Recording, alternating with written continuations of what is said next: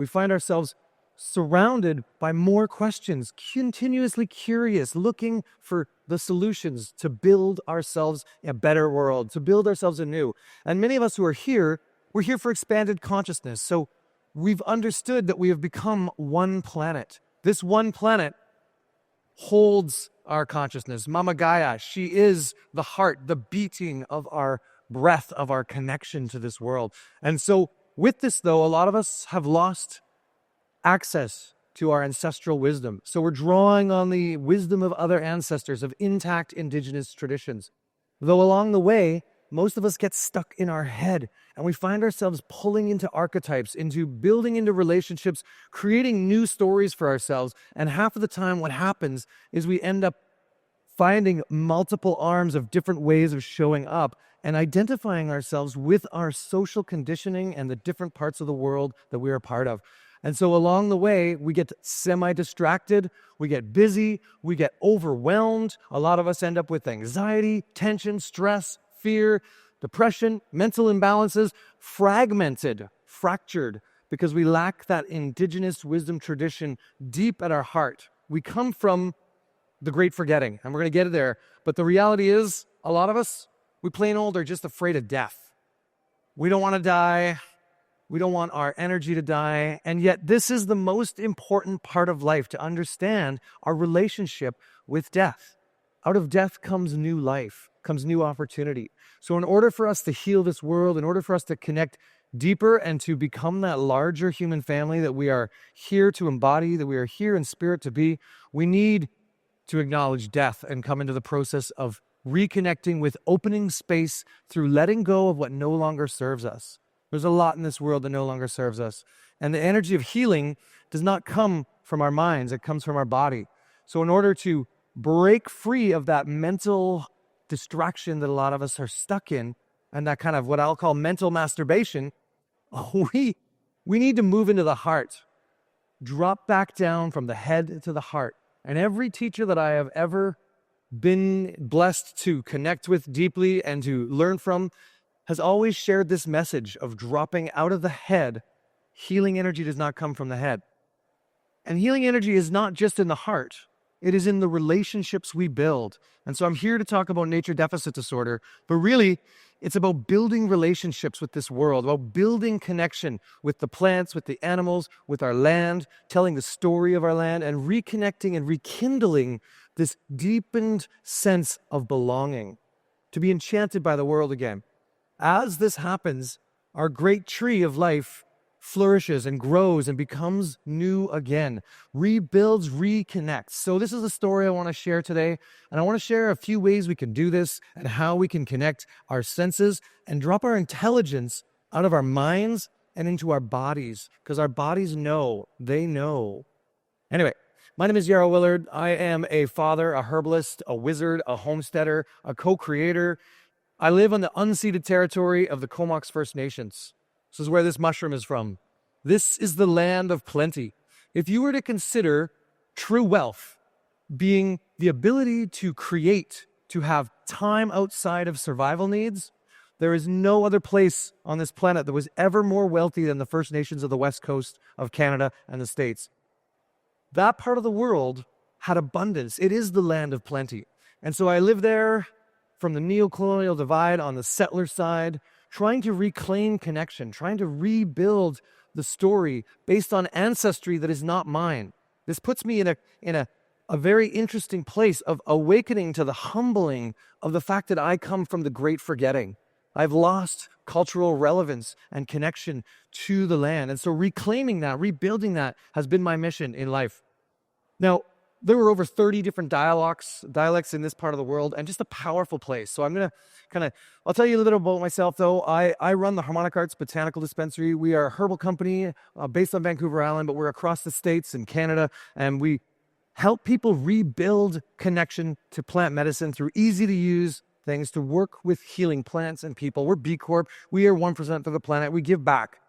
I also run the Wild Rose College. This is a herbal college, my father's school. I'm a second-generation herbalist. So connecting with plant medicine has been in my blood. lived in teepee camps, spent time deepening this relationship through sweat lodge, through ceremony, through being in harmony with the natural world. So if you're interested in tuning deeper, this is an online school where we could teach you to wild forage, to connect with herbal medicine, to craft up your own botanicals, to embody this plant path deeper. I also run the Canadian Herb Conference, and this is an online and in-person event. Me and a bunch of other herbalists in Canada are inspired to help people connect with plants. So our next one is in November, but the reality is we do every year, one in-person, one online. Enough about that, though. We're here to expand consciousness, and this is something that always, I am so excited about this topic, and every time I come on this stage, it is with the intention of expanding consciousness. But tonight, I'm going to take us out of our mind. So I'm going to run through some things I'm not going to talk about. There are so many ways we can expand consciousness. Some of my favorites are, as a child, I learned about toroidal field generating, about energy, about how the universe digests energy, how things come into flow. This is the extraction of the universe. Every cell, every planet, every solar system, every being extracts energy in an in, do, out toroidal field generator. So we're not going to talk about that much. We're also not going to talk about the fractal nature of self-similarity that all life grows in. This is amazing stuff.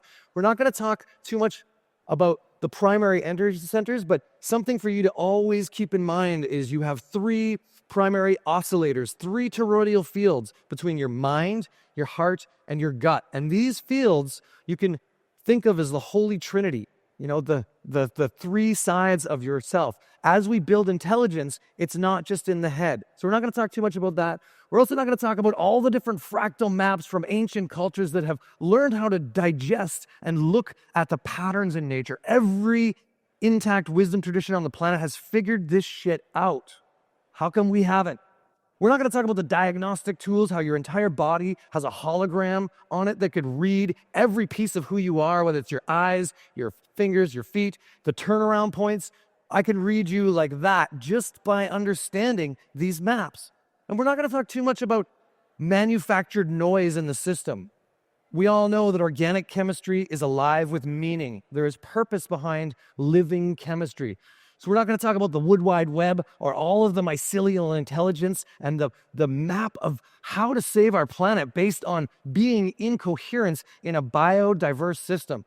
We're not going to talk about the mutual codependency of our biome that is our ecosystem, our micro in the macro, or even go too far into the hologenomics of how we are an ecosystem and how we build. We're going to go back to nature deficit disorder. And the real thing I want to share with you today is how to drop back into the intelligence of our body, how to reclaim connection to this world. So we have to start with the problem, and that is, as you all know, the great distraction. That is the problem we suffer from. We are addicted to our pocket gods. Tamu said it good, but the reality is, this is what we worship. The more you spend time with something, the more you give it energy, the more it holds your spiritual focus, the more it is what you worship. The challenge here is not the pocket god itself. It's that we get stuck in continually affirming reality through the pocket god rather than through our own heart as our primary organ of perception. So, as I mentioned, we come from the great forgetting. What is this? There used to be a long line of intact connection to land, to place, purpose through wisdom, built on culture, built on connection with all beings that we were surrounded by. As this was stripped away from us, we are left searching, looking for other ways to show up.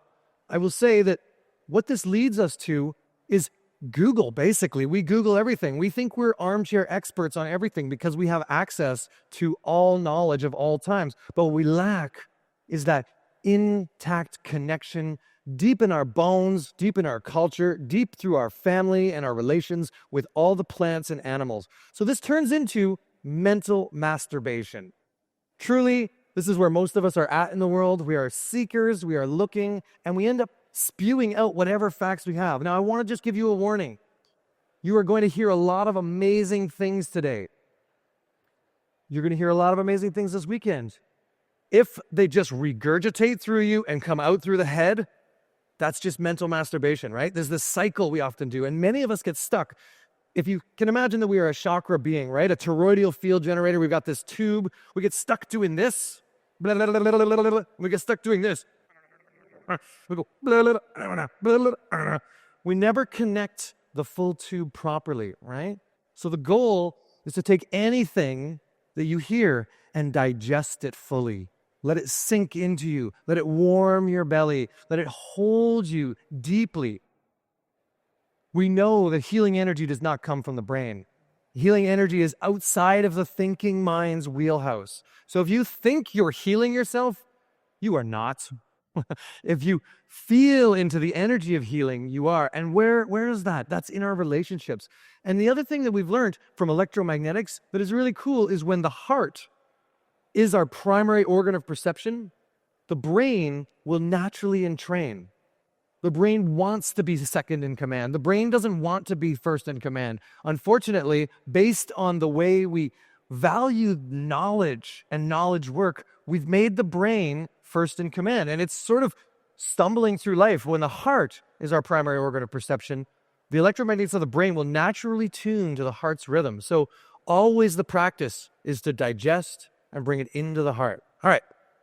So it's time for a bit of a reframe. What holds us back from being in the heart? It's fear. Most of the time, we get stuck in this fear, in this overwhelm, in this lack of knowing.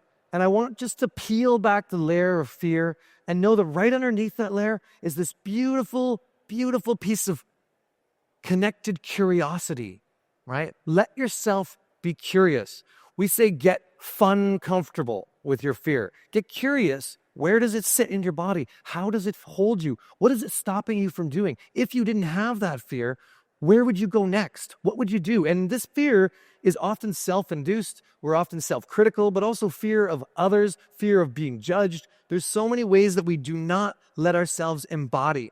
So really, remind yourself, if you find yourself in your head, what's holding you back? Get curious about that. So something to me that really helps work with fear is to join the imaginal realm once again, to step into magic, to step into belonging, to allow yourself to be enchanted in the moment, to allow wonder, the childlike mind, to take over. When we're enchanted with something, this is flow state, this is connection, this is deepened embodied belonging. And when we start to build this type of connection through being enchanted, we regrow and we rekindle our roots. All right, so I'm going to talk about the symptoms of nature deficit disorder, but I'm also going to pass around something. I'm going to get my friend here to pass around some rosemary, and I want you to hold this rosemary. We're going to have a couple of bowls come around, and as the bowls come around, take a little sprig. You see I have a little sprig in my hat here? Take a little sprig and just hold it as we kind of go through this next section of the slide. So we'll start one on the front, and then two on the backs. And don't take the whole big thing. Actually, break off a little piece. Yeah, because they're big, but I want you to connect with that rosemary. As you break that off, just tune into it. So I'm going to talk about this really quickly. We're going to blast through what is nature deficit disorder. Well, what does it create? It really creates anxiety and depression in us. It creates mood swings in us. A lot of us get angry and moody throughout life. We have increased stress. We have decreased physical health, obesity, lethargy, lack of connection that way. We end up with a weakened immune system, and we have a lack of focus. So if you suffer from any of these things, know that the real cure is just to get outside, just to connect with the natural world. Lastly, we end up with vitamin D deficiency and a whole bunch of other things. Now, this is just really high level. These things, I'm going to go back through them again really quickly, is anxiety, mood swings, stress, physical health imbalances, weakened immune system, lack of focus. Most of us suffer from some form of this because we don't get outside enough. We don't connect with our natural world. So where do we start? Really simple stuff. We start by reducing screen time. Just get off the screen. When you think about your screen, remember, even if you're looking at nature videos on YouTube, you're still looking at right angle pixels, right? The natural world is geometrically in a sine wave that is in coherence with your body. Like I mentioned earlier, that toroidal field, that is in the golden mean ratios, right? Start to do new and novel things. How can we get outside, take on new activities? How can we grow plants, connect with garden spaces? There's many spaces that you can, even if it's not your garden, you can connect with plants on your balcony. Tune into being part of that relationship. Now, I know you all know this, so I'm just going to run through this really quickly, but signing up for new activities and volunteer work is another great way to do this, but also practice the art of forest bathing or meditation in nature. Many of us meditate, but the thing about meditating in nature is that you start to feel the sounds and hear the wind and tune in to the tastes and smells and all of the ambiance that lowers down us out of that beta wave consciousness and brings us deeper and deeper till we can get to that delta wave and that gamma wave and really kind of tune back into our bodies and get into that space. So I'm going to talk to you about something called forest bathing for a second. Anybody here done any forest bathing? Yeah, just this Shinrin Yoku comes out of Japan originally, but the concept is to wander. It is not to get somewhere efficiently. It's not how far can I get, where can I get. The concept is to slowly meander, get curious, tune into your senses, allow your senses to awaken and be with you as you move into life. And this is a walking meditation. I highly recommend when it comes to forest bathing, you take at least an hour to just get curious, get off the path, walk slowly. We do something called fox walking, where I walk with my tips of my toes down to my heel versus my heels to my toes. And this in itself means that my body is tuning into the world and deciding, is this a safe place to step versus my eyes having to be my primary way of seeing. So just to tune back into the heart a little bit, forest bathing does awesome stuff for us. It reduces our stress and anxiety. All those things that we talked about, it does all that. It strengthens our immune system. It helps to lift our mood out of depression and anxiety and tension. It improves the way we sleep. It not only sparks creativity, but it also helps us build relationships with other species. This is where we find that enchantment. This is where we find that connection. This is where we regrow back into ourselves again. So just the understanding of the simple practice of walking in the woods or walking in a park. Now, I know a lot of us live in cities. We can't always get way out into the woods for a forest bathing practice. I will say that this is something easily done in a park, a city square block that is a park. You can walk slowly. Sometimes I like to envision as I'm walking slowly that I'm like that monk on the street, moving slowly while the world around me is moving fast.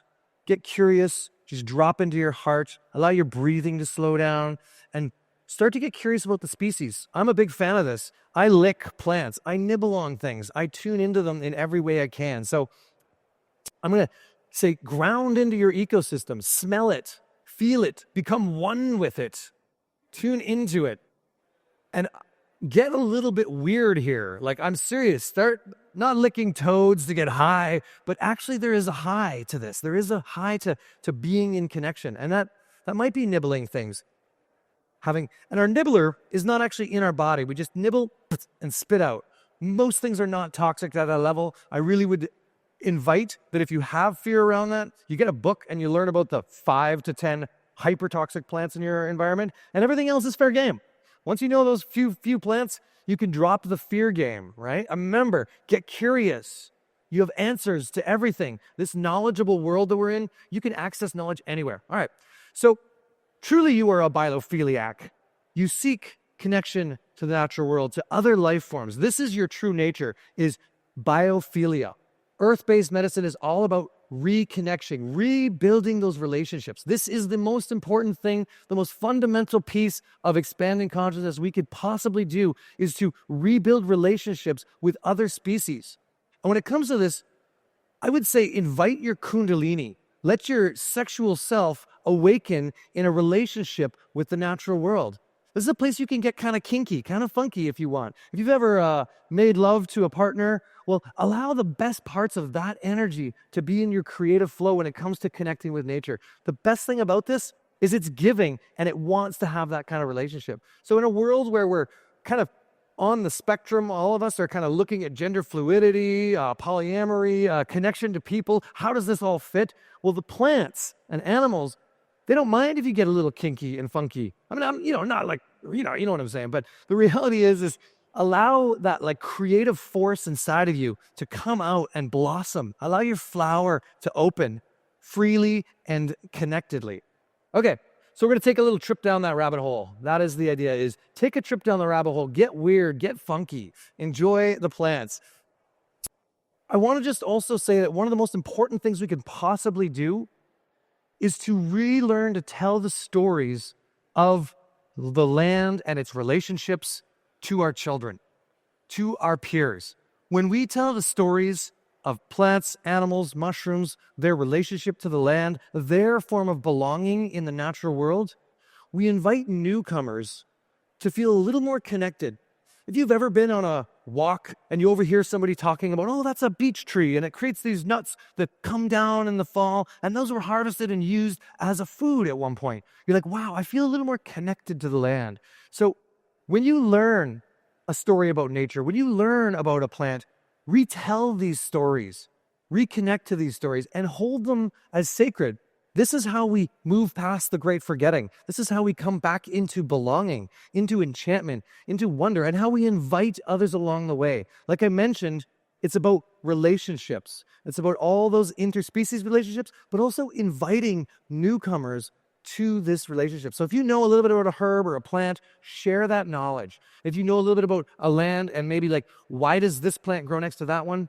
Share and retell these stories. This is one of the most fundamental things we can do to help others along the path as well. So it's at the edges, and I want to just sort of tune into this. Wide angle lenses is at the very edges is where we see the best. So if you can put your finger up for a second, those of you who are actually listening to me, I'm just kidding. No, focus on your finger. Bring your finger closer into you till it's blurry. When your finger is blurry, now imagine your vision bending sideways. You can drop your finger, but keep your front blurry. This is wide angle lenses. When our sides are, when we're seeing through the sides and our front is blurry. When we do this, we start to drop into our heart more. Our ears pick up. We can sense better. We can taste better. We can feel better by losing the eyes as the primary organ of perception and allowing our side wide angle to be our primary way of perceiving. We pick up all kinds of senses that we wouldn't, all kinds of nuance. And this rings true when we look at the micro-macro relationship of all things. At the edges of every ecosystem is where we find the most biodiversity. At the edges of every plant is where we find the best chemistry. At the edges of our experience is where we find those powerful, meaningful moments, right? So look to the edges. That's where the clarity is. That's the good stuff, right? The idea of Icarus who flew too close to the sun, it's the edges where we find the good stuff. All right. So we're connected to all living systems, but I'm going to kind of pass this. This is the 13 mothers. All life, all time, all history is with us. I want to talk about this thing I've been holding this whole time. And I just want to give you a quick mini story on how to connect to the natural world. And then we're going to do this rosemary. Everybody get their rosemary still? All right. Okay. So I know I'm running out of time because I just am impassioned by this stuff, but this mushroom that I'm holding right now is a being that I have been in relationship for the last 15 years. This is a mother mycelia. This is called the Garicon. This is it. Oh, wait, we're on the wrong one. This is the old mother, and that is the young one, this one right here. Now, every year I go pick mushrooms in this forest. I go pick chanterelles, I pick boletes, I pick all of these really beautiful mushrooms. And what's happened is that over the years I've come into relation with this. I've licked it, I've smelt it, I've tasted it, I've connected with it. I've spent years tuning into this mushroom. And when I come into this forest, I feel at home because I know that the mother Agaricon is there with me. A day before I got on an airplane to come here from Canada, I went to go tune in with this mushroom, and it was hanging like this, barely hanging on. So it was telling me it was time to come with us. And this is one of the most powerful medicines on the planet. This mushroom itself, I've known for 15 years.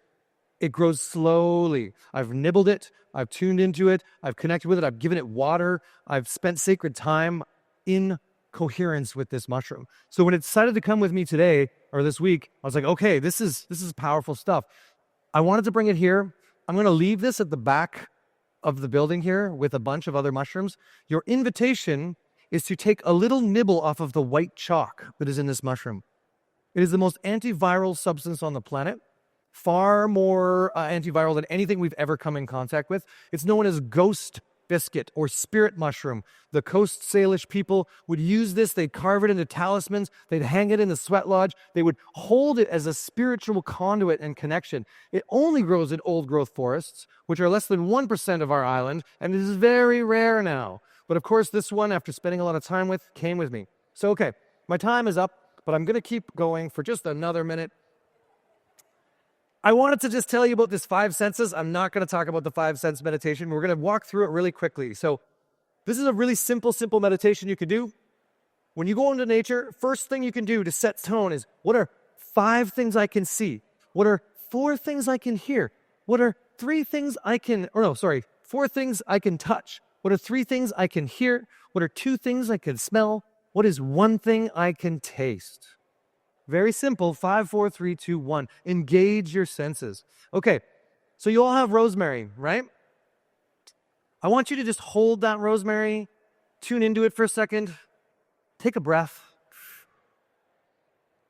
As we tune into this rosemary, as you hold it, I'd like you to pick off 1 needle. If you have more than 1 needle, just pick off 1 needle. Roll that around your fingers for a second. Give it a smell. And when you're feeling called, place that in your mouth. Don't chew it, just place it on your tongue. Roll it around your tongue for a second. I'll join you here. Got a rosemary. Roll it around your tongue. Feel the sharpness of the needle. Breathe with it for a second. Just let it hold space with you. Honor that the chemistry in this plant holds wisdom. This plant holds the wisdom of the Netherlands. This plant has been growing here, picked yesterday for your enjoyment, to connect deeper with the Netherlands, to connect deeper with this place. All right. When you feel called, I'd like for you to nibble it. Allow the aromas to engage with your mouth. Breathe and just tune into it. As we approach the natural world, this kind of curiosity is the way to approach it. When we look to things like all of the benefits of rosemary for your brain, for your cognitive function, for enhancing your memory, the thousands of years of history that it has, the magical use it was used to ward off evil spirits, all this is enticing for our brain. But remember, this stuff that's on the slide right now, this is part of that mental masturbation, the regurgitation of old dead knowledge that is not ours to claim truly. What is yours to claim truly is the experience you just had. So it's not really the sum of our accomplishments. It's actually the relationships that define us. Love you guys. May the forest be with you.